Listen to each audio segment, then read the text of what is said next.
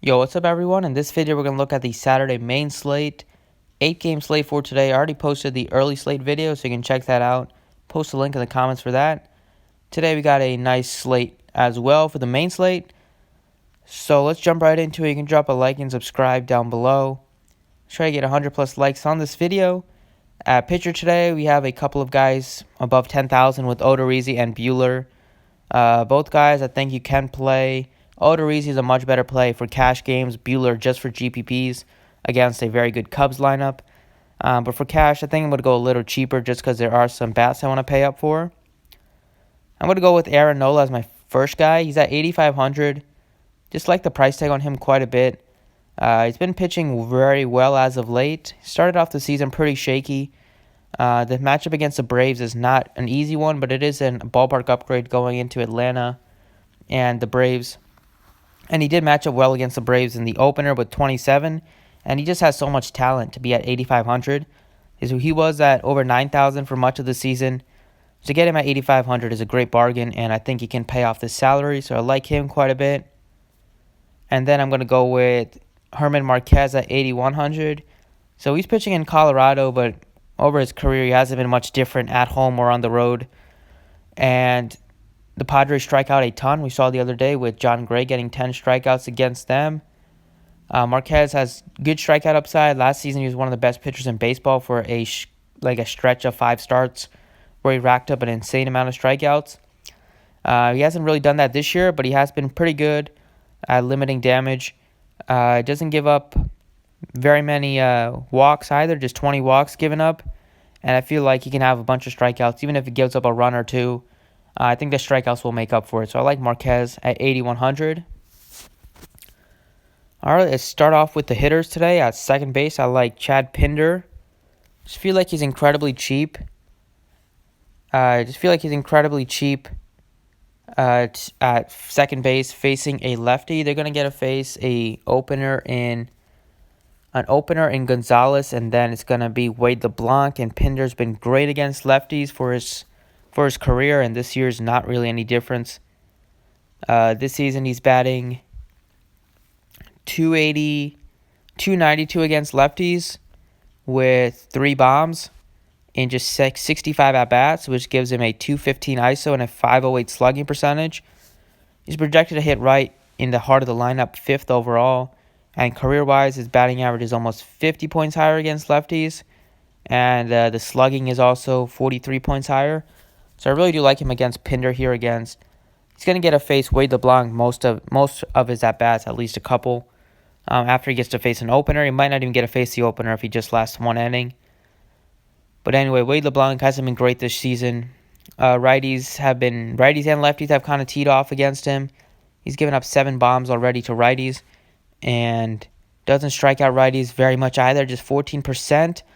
Really good spot for guys like Davis and Pinder, especially. And the A's are one of the best teams in baseball against left-handed pitching. I really like Pinder here at 3,400, just dirt cheap. At shortstop, give me Trevor Story.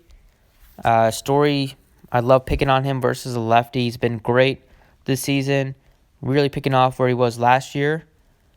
Tremendous upside here in a matchup against Lauer, a lefty. Lauer struggles against righties, and that is what Story's great at. Story's 2 for 4 with a couple bombs off of Lauer, and at home is where he's really shown most of his power. He also has a ton of stolen base upside. And this season he's batting .310 against lefties with 3 home runs and just 84 at-bats.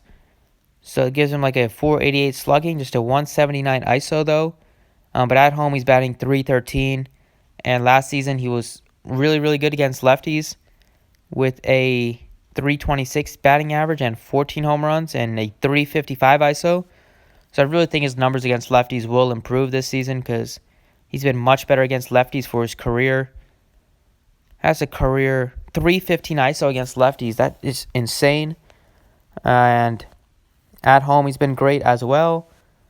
And if Arenado misses another game, then Story should benefit by being very popular on DraftKings. So not like he's going to benefit in the batting order, but he's going to benefit by being much more popular on DraftKings. But I think Arenado will be in there, so I don't mind going with both of them, and Lauer's given up a 420 slugging to righties on the season. I like Story a ton. In the outfield, going to continue with the Rockies and go with Ian Desmond. Just love the price tag on him at 4,300. He's been hitting the ball really well as of late. Tremendous against lefties for his career and this season especially. He's been hitting like 6th against lefties, which is great. The Rockies have by far, I think, the highest total on the slate. It's going to be well over 6. And Desmond's batting .293 against lefties, 5 home runs and just 75 at-bats. And he has a .286 average at home, much better than his numbers on the road. .333 ISO against lefties, .627 slugging percentage. Numbers really jump off the page for Desmond. I like him a ton.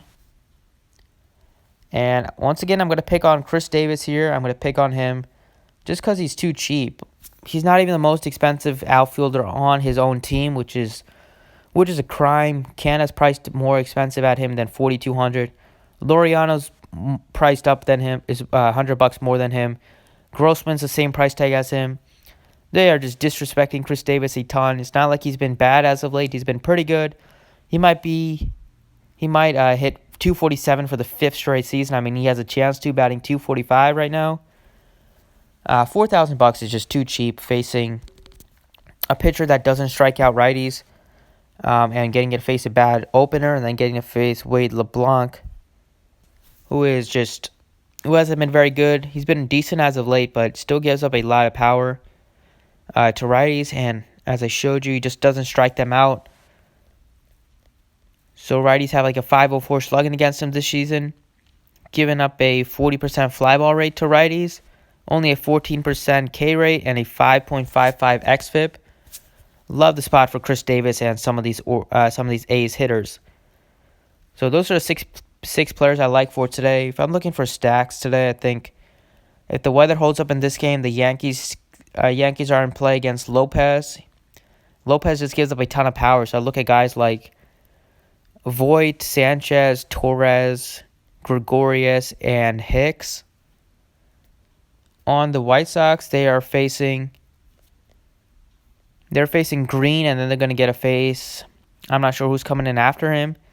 But on the White Sox, Eloy Jimenez is the only guy that really attracts attention just because he's been on absolute fire as of late. The home run, the power is starting to show. Everybody in the baseball that says that like hot hitters aren't real.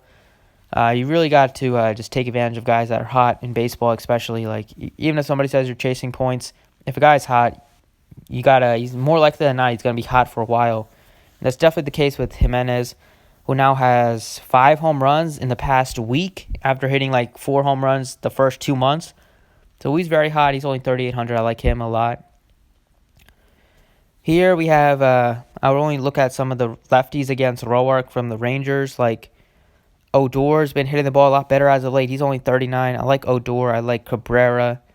Andrews, even though he's a righty, he's been really good this year. And I like Mazzara. Here we have the Cardinals and the Mets. Not going to be playing really any Cardinals against Syndergaard. I don't think you need to on this slate. On the Mets, I think you could look at a couple pieces against Waka, like Conforto at 47. I like him. They don't really have anybody with stolen base upside. So I think you could attack Waka with guys with speed because he gives up so many walks. I like him, and I like Alonso. Not going to be very high on the Mets either today. Here, the Royals and the Twins. I like some of the Twins against Sparkman. Their offense is one of the best in baseball. You can go full stack with the Twins. Here, the Phillies. I think you could look at a couple guys against Newcomb. Kingery's been insanely hot as of late. I like Kingery, and I like Segura leading off at 4,100. And I don't think you can go wrong with Harper, even though it's a lefty-lefty. He's just really cheap at 42. Here, give me the full-on Colorado stack against Lauer. The main guys I want are the righties in Story, Arenado, and Desmond. Here, I don't mind going with the full-on A stack. I like them quite a bit. They're very cheap. Guys like Canna, Profar. Well, Profar's probably not going to be in the lineup. Canna, Pinder, Chapman, Simeon, and Davis make for a nice 5-man stack. And on the Dodgers, last game, I think the Dodgers might be a little popular. I don't really mind them against Darvish just because he hasn't been that good. All the lefties are in play, like Bellinger, Peterson. I like both of those guys a lot. And with Seager injured, you got a very cheap Chris Taylor at only $3,400.